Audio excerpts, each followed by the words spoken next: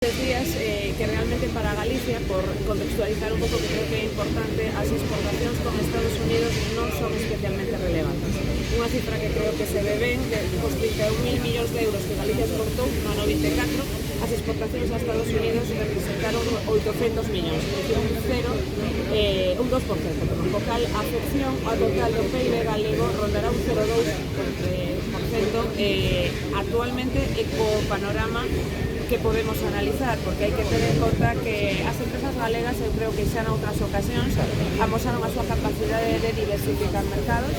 O noso mercado principal, como digo, non é Estados Unidos, está na posición número 11, o mercado principal de Galicia é a Unión Europea. E hai que ver tamén como afecta, por exemplo, pois eses aranceis e tasas que están para outros países, por exemplo, China, que ten uns aranceis e unhas tasas fortísimas, co cal pois tamén vai mobilizar de algún xeito as súas relacións comerciais. Co cal temos que traballar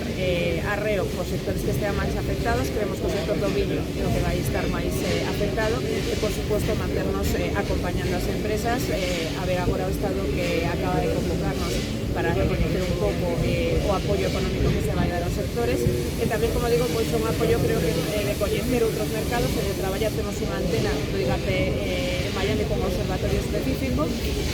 pero desde esa mensaxe que creo que se ten que coñecer que non é un mercado prioritario para Galicia, o mercado